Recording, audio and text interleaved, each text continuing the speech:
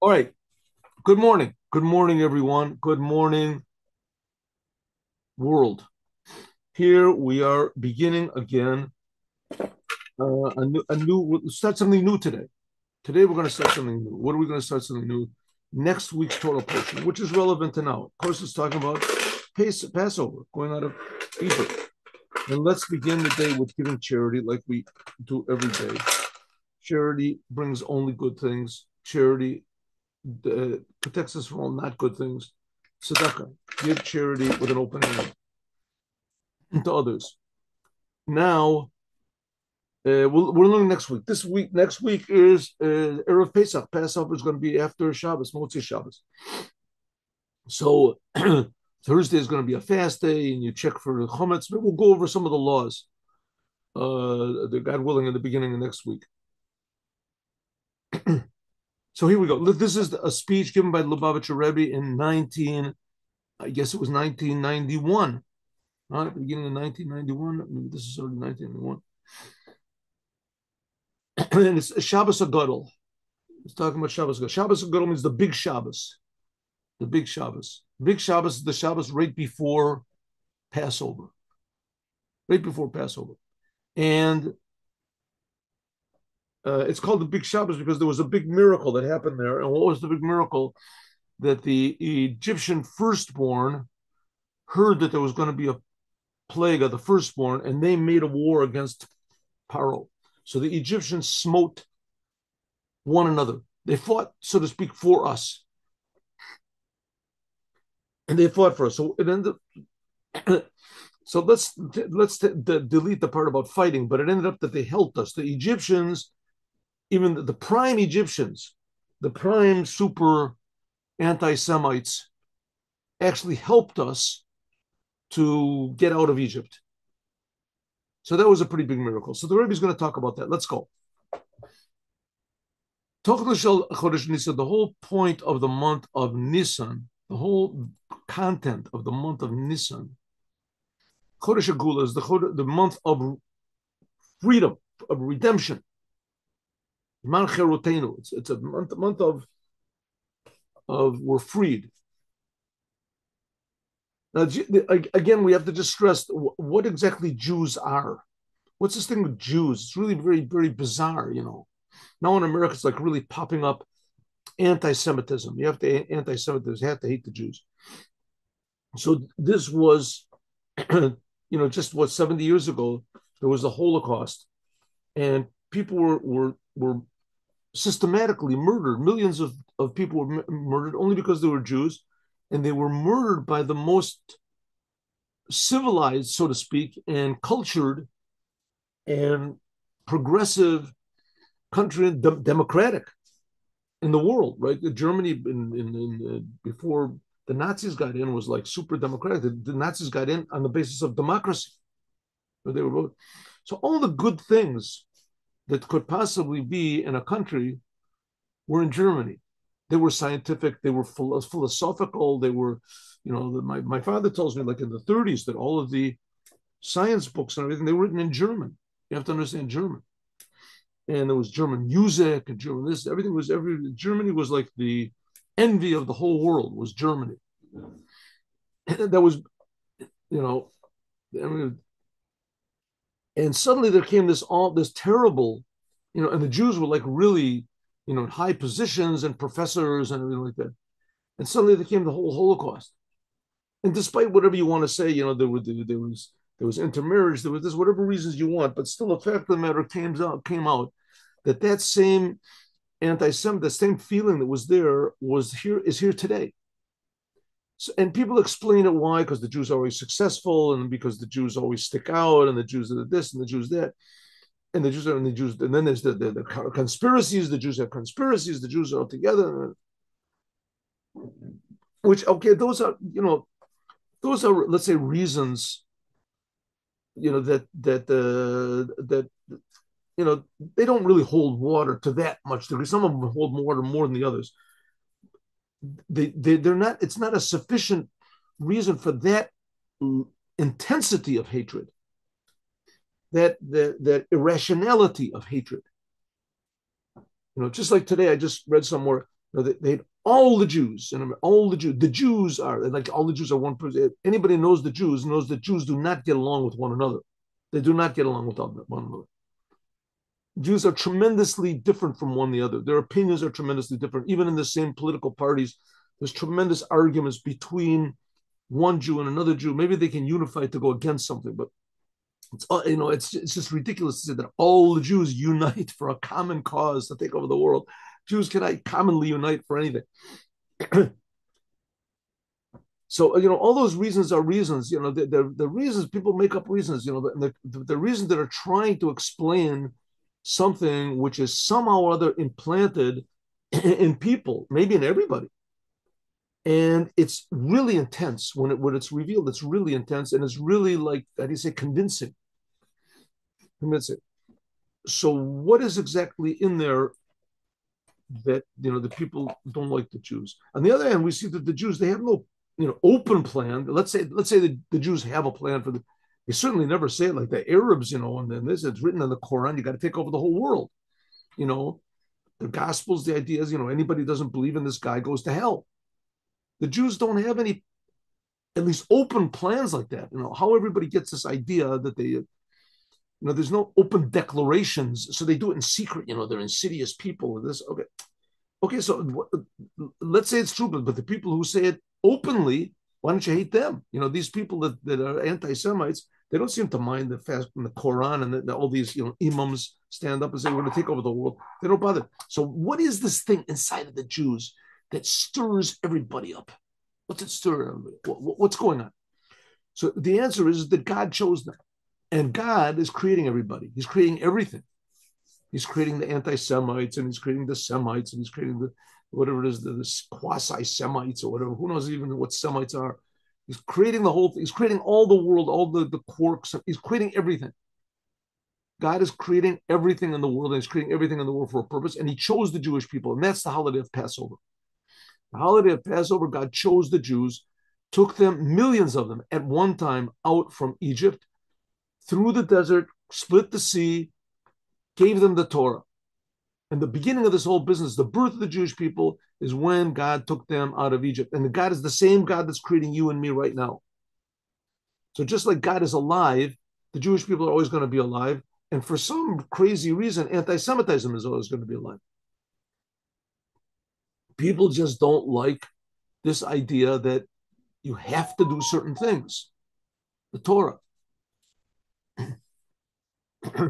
Okay.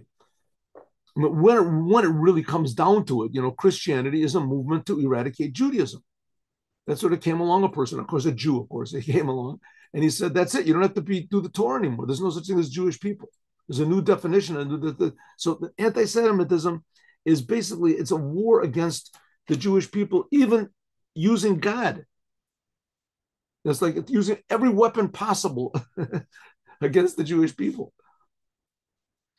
And of course, in the end, it ends up that it's just a war against truth. But what is truth? Here's the truth. The truth is that God exists and that God chose the Jewish people and that God, the creator of the universe, actually took a whole entire nation and everyone saw it. The Egyptians saw it and the Jews saw it. The whole world shook. It took them out and gave them the Torah. And people believe that to this very day. That's what the Jewish people are. They believe it to the very day, to this very day, right? Religious Jews believe it. Here we go. That's the holiday of Passover. That's what we're celebrating. In a few days, we're going to be celebrating. The whole idea of the month of Nisan is the month of redemption. It's called because of the main event and the main topic of this month, the month of redemption, the month of freedom, because of the holiday of Passover. Zman Cherutenu, the time of our freedom. Mudgash, this is stressed especially in this Shabbat, which is right before Passover, which that's going to be next Shabbat. But it's stressed a little bit this Shabbat. It's stressed every day, we have to remember. Nisan, the month of Nisan, is the month meaning Nes, a miracle. Yaterim is even more. Miracle, the month of miracles. Nisan with two nuns, this shows on miracles miracles above miracles. What does it mean, miracles above miracles? Nisim, miracles, v'niflaot, and wonders Shakodesh Baruch Hu, that God does with the Jewish people in this month, taking them out of Egypt. Which they signify at the Hanhaga Hanisit conduct, miraculous conduct, Hamiyucheret, which is special of this month.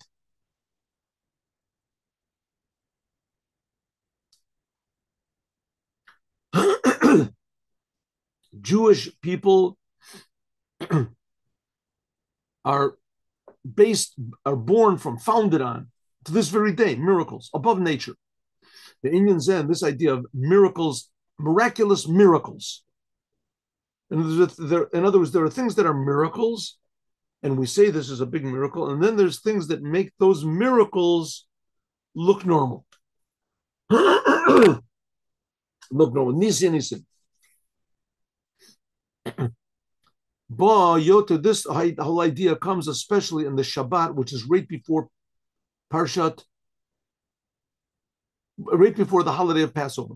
Sheminei, that from it, Mevorach is blessed, the holiday of Passover. Again, that's not the Shabbos, but next Shabbos. But this Shabbos also is before Passover. It's called Shabbat HaGadol. Next Shabbat is called Shabbat HaGadol, the big Shabbat. Why? Because Shenasebo Nes Gadol, there was a big miracle. What was the big miracle? Makam Mitzrayim b'Bechorahim, that the Egyptians were smitten by their own firstborn. Kafishim Admar Azakin, like the first Rebbe of Chabad explains in his Shulchan Aruch, in his law book that he wrote in great length. They set this miracle as a sign for all generations in this Shabbat, and they call it the big Shabbat. I say that's next Shabbat. And even more, in this big Shabbat was the beginning of the redemption and miracles of going out of Egypt. That's why they call, that's why on the next Shabbat, we read the first part of the Haggadah, Avadim Hayenu, because that's already the beginning of the miracles. What was the big miracle? Here we go. We have to understand, why is this idea of smiting Egypt with its own firstborn called a big miracle, bigger than any other miracles? What's so big about this miracle? I mean, let's say the splitting of the sea, that's pretty big. You don't see that every day. All of a sudden, the sea just splits into two sides, and in the middle is totally dry. It's not mud or anything like that. And there's no like creepers or something like that, any sort of like eels, squiggling around there. No, God split the sea. He split a huge sea that passed over like 3 million people, all the Jews, all passed through that on the dry land, on a place that a few seconds ago was sea, was ocean, was whatever. It was big. Right? It was deep. Let's say it was the 20 feet deep, 50 feet deep, whatever it was, but it was deep. And suddenly it just split and all the Jewish people went over and the land was dry underneath. That's a big miracle. That's not a big, that's a miracle. That's a miracle. What about the 10 plagues? The 10 plagues, that was a big miracle. So of course that's a miracle, but it's not a big miracle. What's a big miracle? A big miracle is that the firstborn of the Egyptians made a war against Paro. They made a war against Paro. Why is it such a big miracle? And people there's revolutions all the time, right? There was a Russian revolution. There were the revolutions, American Revolution. People take up arms against dictatorial, against the government they don't like. It's such a big miracle. That's a big miracle. Why? And why is that a bigger miracle than other miracles? But Mehmet Batez, how is such a great miracle that the firstborn made a war against Egypt, firstborn Egyptians, and even more. And this is called Hatchalat Hagula Vanisim. This is the beginning of the miracles of going out of Egypt. L'chior, at first glance, this is just one miracle among all the other miracles that happened in Egypt. Huh? I mean, there was 10 plagues. That's pretty big. There was hail that came down with fire inside of the hail. And it smoked. Eish mitlakachat betocha barad. It says there was fire inside. Right? So darkness was everywhere in Egypt, but not for the Jews. The Jews could see, everywhere else was dark. That's a miracle, isn't it? That's not a big miracle.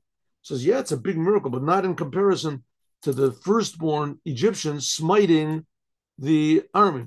Right? What happened? The firstborn Egyptians heard about the first. I just said it. The firstborn, they heard there's going to be the plague of smiting the firstborn, and they went to Paro and said, "Let the Jews go." And Paro said no, and they made a war. No, there's a miracle. That's it. Why is that such a big miracle? Why? But we also have to understand that this miracle. Why do we connect it to Shabbat? Shabbat Hagadol. That they set this miracle that it should always be on Shabbat. It's called Big Shabbat. Even though that there are reasons, there's a reason for this, whatever the reason, but nevertheless, we have to say that Al Pia Yadu, it's known, if you want to be exact in everything in the Torah, that there must be some inner connection between this big miracle of the firstborn smiting Paro and what exactly is Shabbat.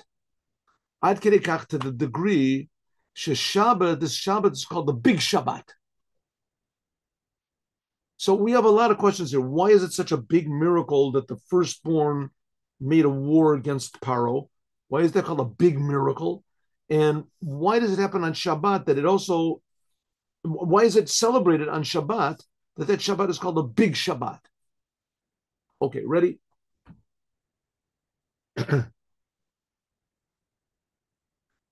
Although, let's see, one second, I want to just see this. Yeah, okay. I have to look over and see.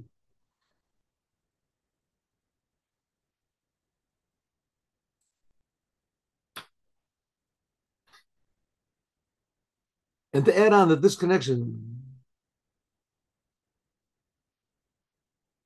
okay.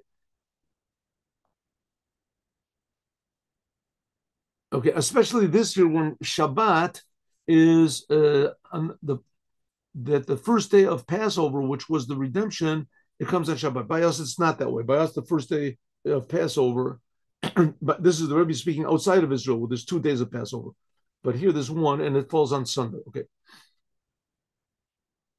Echad Enyanim, one of the main occurrences, one of the main topics of going out of Egypt that's stressed in the Torah is that the redemption was by means of Moses. Moshe. If there wasn't any Moshe, the Jews would have never left Egypt. There had to be a leader. Moshe, Go'olam is Go'alam, the redeemer of the Jewish people. Kafisha Torah Mesaper, like the Torah tells us in great length, that God chose Moshe as the redeemer of the Jewish people, until Shafilu Kisha Moshe, even when Moshe, when he requested the Jewish people, when he requested from God, Shalach Nabi Shalach, please send somebody else. Lo Kibel Kodesh Baruch Hu, God did not accept his request. What happened? The story is told right in the first chapter of Exodus. As Moses was tending the sheep of Yitro, Moses had to run away from Egypt. Paro wanted to kill him. Because let's start the story from the beginning. The astrologers and the soothsayers, whatever, and the fortune tellers of Paro told him that there was going to be a boy born that's going to destroy Egypt. So Paro made a decree to kill all the young boys, all the babies that were born that year, even the Egyptian babies.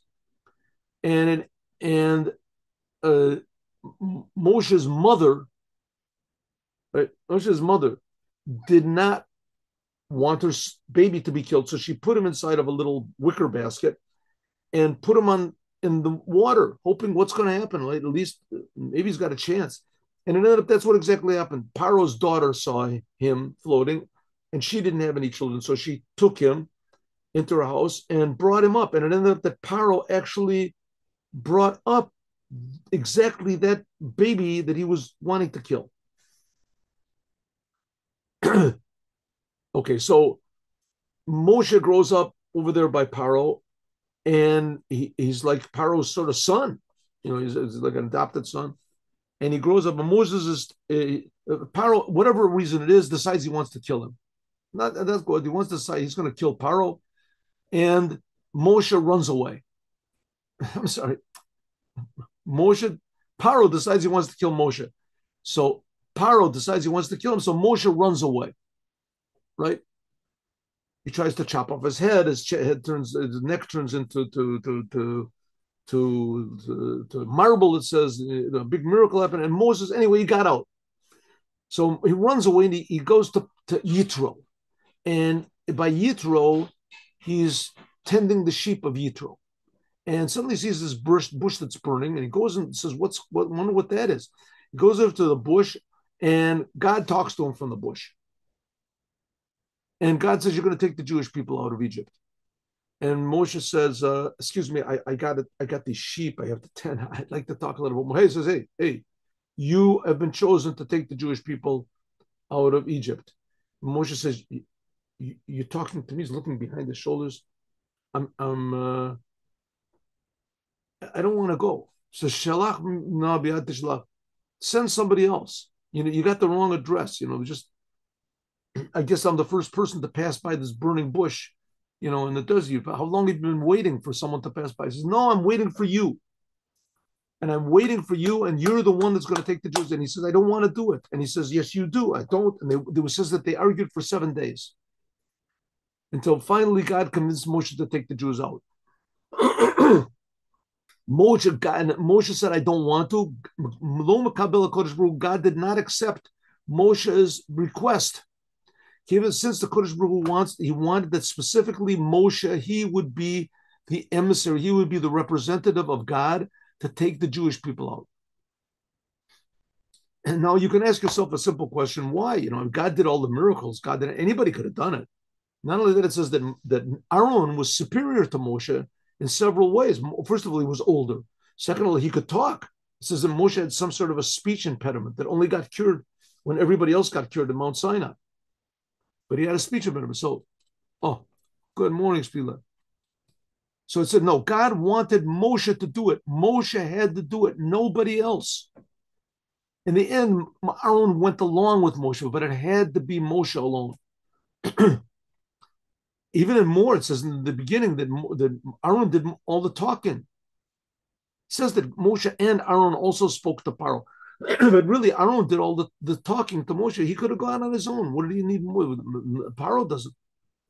Didn't make any difference who comes. They're going with the power of God. No, it had to be Moshe. From Mizem, moving from this is understood, Moshe, that Moses has some sort of a deep connection with the redemption, with the freeing of the Jews, with the identity of the Jews. And therefore, Yesh B'Kocho, he has the power to redeem the Jewish people. Only Moshe could do it. Until Shechazal Omrim, that the rabbis say, Moshe who Goel Rishon, Moses is the first redeemer, and Moses is going to be the last redeemer. Moshe is going to be the Mashiach. How can Moshe? It says Mashiach is going to come from the tribe of King David, right? Which is Judah, Yehuda. And Moshe was the tribe of the Levites. How can Moses be the last redeemer? The Mashiach has to come from the tribe of Yehuda. How can he possibly be? We'll talk about that. Nevertheless, it says that Moses is the first redeemer, and he's going to be the last redeemer. Moshe Nikra Goel Achron. Moshe is recalled the final redeemer. Moshe is called, he's the Mashiach. Afilu ben Nogea, even regarding to the true redemption, Megalazu, this last redemption, Mashiach that's going to come, which is going to come by means of Mashiach. Sha'aleh Ne'amar, that on it says in the prophet Micha, like the days of going out of Egypt, I'm going to show you even bigger miracles. Like we said, miraculous miracles. When we left Egypt, it was mostly, geographical. God took us, the Jews, from one place, and he moved us to a different place. But the Jews didn't change that much their attitude, their identity, their goals, their souls. The Jews still remained basically slaves to Paro. They wanted to go back. They repeatedly wanted to go back to Egypt. Maybe they wanted to go back to Egypt, that they would be leaders like Paro, but still Paro was in their mind. They couldn't get out of it. The future, and to this day, it It says the Mashiach is going to come and he's going to take that identity out, that we're going to be servants only to the creator of the universe. We'll feel God. Okay, we'll talk about that later, but nevertheless, that's what we're aiming for.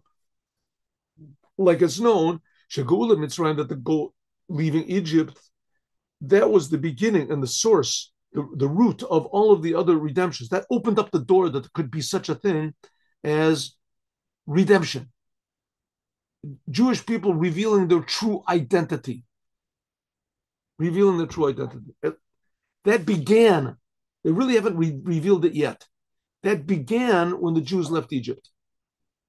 The future redemption, which is supposed to come any second now, that's going to reveal it truly to finally reveal what true Jewish identity is, and that's going to reveal true human identity to all the world, that human beings are made in the image of God.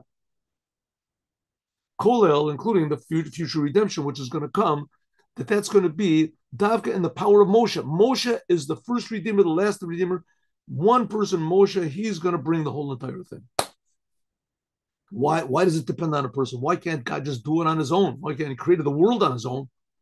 The Kudas Abir, the point is, Hatachlet HaGeula of Mitzrayim, the whole purpose of going out of Egypt is, V'lakachti etchem, I will take you for me as a people. Vayiti lachem lelokim, and I will be for you for a God. That's what God said. God said to Moses, tell the Jewish people, I will take you. Moses says to the people, God just spoke to me and he said, I am going to take you all as a nation, and I will be for you as God. And you will know that I am God, the one that took you out of Egypt, from the servitude under the suffering of Egypt. That's the first of the 10 commandments. The first of the 10 commandments is, Anochi, I am God, your God, the Jews, Asher Otzaitecha, that I took you out from the land of Egypt. In other words, Shagilo Yalokut, the revelation which is below. When the Jews left Egypt, was Kadesh, Bnei Yisrael, the Jewish people. As they are found in this physical world, Yiru will see this, Yakiru, and they will recognize and understand, and they will know God. And the purpose of life is not to go to heaven. That's why some people say that Judaism is not a religion. It goes out of the category, even though Judaism is called Dat Emet, it's called the true religion. And all the others are sort of copies. The whole purpose of religion is supposed to be to realize why God is creating this physical world and how it's very important to God. That's the job of the Jews, and only the Jews. That they should know that God is creating the world. He's active in the world. He cares about the world. He cares about every detail, and everyone should know that this is God personally that cares about me and you. He's creating us. Via Kablu, that's about the whole world. First of all, Jews first should accept on themselves, and afterwards, in the giving of the Torah, first when they left Egypt, and the giving of the Torah, at the Torah and the commandments of God. By means of the service of the Jewish people, doing what it says in the Torah, to reveal godliness, in a set way, in an eternal way, in their lives, and in their surrounding, their part in the world, just like it was in the Holy Temple, a part of the world became pure godliness, revealed godliness, the Holy Temple. That's the whole purpose of going out of Egypt and getting the Torah. What's the purpose of going out of Egypt and getting the Torah? Asuli Migdash, making me a tabernacle, and I will dwell within you. And even more, that was the reason that the Jews went into Israel. Why? So that that holy temple would have a permanent place. And the holy temple, which that's the goal of going out of Egypt and receiving the Torah, was making a physical place in the world where God would be revealed, and eventually the whole world would be revealed that God is creating it. God is revealed everywhere. And this holy temple was wandered with them in the desert, and then afterwards, it was put in a set way in the holy temple, in the first temple, the second temple. And this is going to be especially in the third temple. Then the third temple won't be destroyed. That'll really be permanent. Mikdash Hashem Konan Yodecha. This is the holy temple. You will make it, God. This is the song the Jewish people sang after they went over the sea. Bayit Nitzchi, an eternal temple, B'geula Amiti Tishlema, in a redemption which is complete, and by means of this, also to reveal godliness in the world in a way that Shlemut Bezel Atilavu, and it'll be revealed, God will be revealed in a complete way, Kishakal Olam, that the whole world and all humanity, Yakiru V'yedu, we see this every day in the Aleinu prayer, we say it 3 times a day. The whole world, Yakiru V'yiru Elokus, the whole world will recognize and see godliness in a revealed and a complete way. Or in simple language, everyone will see and feel how infinitely important they are. Infinitely important. How every movement, every word, every thought we do is infinitely important to God, every human being. We'll see and feel it.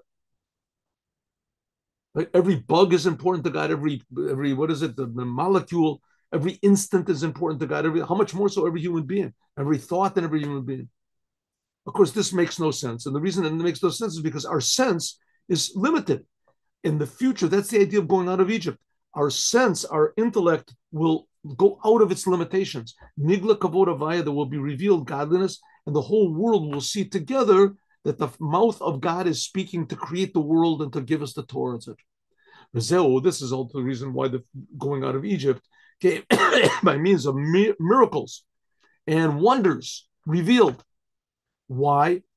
Why couldn't God just make all the Egyptians go to sleep, or even more? It could make the Egyptians could have just said, "Hey, listen, we've been putting the Jews into slavery and making them suffer for 210 years. Don't you think it's enough time? Let's be humane. Let's be human. The Jews have worked for us for no reason for all, right? Free the Jews, like they have now free Palestine. You know, all these where the people are suffering, they're so terrible. We have to free them. Let us free them, right? And okay, there's no cause. There's no. I mean, the free Palestine. That's stupid. There's no such thing as Palestine, and there's no such thing as Palestine. The whole thing was made up, and they're not suffering. Oh, they're suffering, and if they are, they're suffering under the hand of their own Hamas people. But okay, but nevertheless, it's a movement. It's a movement to do. Why didn't the Egyptians back then also have such a movement? That would have been very easy, huh? Here we're saying the big miracle is that the firstborn smote Egypt. So why not have a political movement in Egypt itself back then? And that all of them would start saying, and then a couple of the important people, God could do anything. If God could bring 10 plagues and he could split the sea, so God could make it that Paro's wife started driving him crazy, right? Started with Paro, listen, don't be cruel. Come on, Paro. You're enough trouble you make for me. You're going to make for all the Jewish people, and just nag him and nag him and nag him until process. Okay, enough. I can't take it. Let the Jews go. Oh, why not? Why not? Why couldn't it have been that way? No, there had to be 10 plagues, and Paro refuses, and there had to be the firstborn. They smite the Paro, and the splitting of the sea, and why it didn't have to be all that business. Why? It says no. The reason is because God wanted that everyone should recognize God. Why big miracles? Because only by means of miracles, which are above nature, can be revealed in physical eyes the power which is in the infinite power of God. And when we say the infinite power of God, what do we mean? We mean that God is not limited to being spiritual. God is not limited to revealing himself in heaven. God's is infinite, that he can reveal in this physical world his infinity, things which we can't understand. And he can change our minds also that we will be able to understand it. Shiyakiru Begili, that should be recognized, revealed that God is he's the boss on nature. He's the boss over nature of the world. And therefore, he's got in his power to make a miracle which is above, or even above, which, and not only is it above, but even changes the whole conduct of nature of the world. The whole word for world is concealment. That's the way God created it. Sheteva, that nature itself, from the language of tavu biyam, to be sunk. Godliness is sunk inside of the world. God wants that nature should cover over koach hapal, the power which is creating nature of God, which is found in it. And God wants this to be revealed. God wants this to be revealed. Is there any example of this? I don't know. Maybe, I don't know. Maybe we can say that, there's all these. There was a book written by Kennedy once, Profiles in Courage.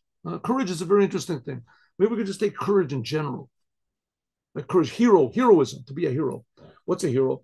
A hero is you take a normal person and you put him into some unusual circumstances, and suddenly comes out from him this power of how do you say, bravery and intelligence and strength and quickness, everything, that just all these good, amazing things just come out of him that you would never dream were there.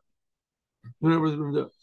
Like I said, so many times that there's a multi-trillion dollar industry which is called sports, and the whole thing of sports is you take people and pit them one against the other or against the clock or whatever it is, and it brings out new abilities that you never dreamed could be. New abilities. Everybody enjoys it, right? You have some person gets up on now they have this special thing in these contests on television. What's it, The Voice or whatever it is, A Star Is Born or something. And a normal looking person comes out and he starts to sing, and everybody's, oh, what type of a voice is that? Listen to that voice. Everyone is crying. There's a voice comes out. This is a voice. Everybody has a voice. Everyone in the world has a voice. There's a few people that are hoarse. A few people, sometimes there's people that are mute. But there's how many? 9 billion people in the world. Everybody has a voice. Animals have voices. Some guy stands up and he sings a song, sings, oh, this is a song, and everybody goes berserk. They're wild. Let's just hear it again. I can't stop listening to this voice. What happened? Something was revealed that was concealed. It was concealed, and then it became revealed. Oh, this is it. Everybody has a voice, but not like that. This is revealing a new type of a voice. Right? And same thing, heroes. This is a new type of a human being. He fought against 1,000 of the enemy and he conquered. Suddenly a new thing comes out. The same thing was God. God was put in the world, and he created a world, and he hid himself, just like it's hidden the voice inside of this person, right? But when it's revealed, ooh, this is amazing. But the fact is, God is concealed inside of each and every one of us. Inside of each and every one of us, the talents that we have, the life that we have, the love that we have, the abilities that we have, to be revealed in everything, and revealing, wow, this is not me. This is something unusual. This is a star. I'm a hero. Everyone's a hero, potentially. Everyone's a star, potentially. That's miracles. The whole world is miraculous. The whole world is miracle, because only by means of miracles which are above can everyone come to reveal that God is creating everything. The godliness, pure godliness, is concealed in everything. But Nathan, this gave and gives the power to the Jewish people that they saw these big miracles, that by them will be the redemption. What does it mean, the redemption? That they say, then we're leaving Egypt to do what? To be in the hands, totally in the hands of God. Cherut Mitzrayim, to go out of the all of the limitations. Mitzrayim and Mitzarim means limitations and the concealments of the world. They go out from shibud, from servitude, the hanachot, there were slaves to the to the, how do you say, to the limitations of the world, and from the serving in Egypt, the limitations which the world presents us, and exile specifically from this terrible Egyptian Hechel Megalus, which began from the Egyptian exile. We have to understand the Jewish people were born in exile. They were born slaves. And then they will go Zman Nasa, and from this made Zman Chirotenu, came freedom, true freedom from all limitations, including any limitations of nature. That's the miracles, and even limitations of miracles which are in nature, like the miracle of Purim. To see amazing, all of a sudden seeing that God himself did this. kafishi like it's going to be complete in the future redemption. An interesting thing, Maimonides says that the miracles that happened in Egypt were not to convince the Jewish people that God exists. They were convinced the Jewish people that God cares, that God cares. But he says that on the other hand, a magician could have done all the miracles that were in Egypt. Maybe it says that there are certain miracles. It says that to create the fleas he couldn't do. It means that there was no magician at that time that could do it. Maybe a magician. That's what Maimonides says, that all the miracles that happened in Egypt, including splitting the sea, could be done by magicians. Why did the Jews really believe in God? This is what Maimonides says. Why? Because they heard God call Moshe on Mount Sinai. They realized that all these miracles that happened, could have been the power of Moses. Could have been Moses did it. When they heard God call Moses on Mount Sinai, they realized that that it was wrong. It wasn't just Moses. Now the Rebbe is saying, one second, Moshe had more to do with it than you think. We're going to see. But nevertheless, they were miracles. And all these miracles hinted that God works in the world. And in the future redemption, it's going to be also the same thing. Like it says, like we said before, like the days you went out of Egypt, in the future, I will show you miracles. Niflot lagamri, miracles which are totally higher than anything natural at all. Like the miracles going out of Egypt, those are regular miracles. Those are regular miracles. Miraculous miracles, we don't even know what that is, but that's what's going to happen when Mashiach comes. And even more, miracles, the miracles that happen when we went out of Egypt, they're going to be called normal comparison to the miracles that Mashiach is going to do. Often the arena, it'll be shown. God himself will show these miracles. No one will say that maybe a magician could do it, like the Rambam says. Maybe a magician could do it. That then will be revealed everything.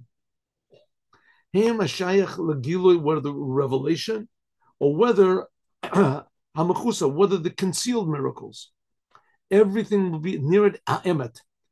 Then will be seen truth, the true inner truth of what nature really is. Hashlemus da'anagas nisim, ultimate, complete revelation of what miracles are. It'll be something that's going to be just, how do you say, amazing, being above nature. What's that going to be? I don't know. I mean, we're going to find out what that is. It's going to be something that's above anything we can comprehend, but it's going to be really good. Hakoach lavi, the power that the Jewish people have to bring this redemption, revealed godliness, that the Jewish people have to bring this redemption in the future by means of us doing Torah and commandments and praying, etc. This comes by means of Moshe. This has to come by means of Moses. Go'alam shel Yisrael, the Redeemer of the Jewish people, as we're going to learn more, God willing, on Yom Rishon, Sunday. So God willing, we'll continue on Sunday, 8 o'clock in the morning. Now let's do the Yom Yom. Here we go.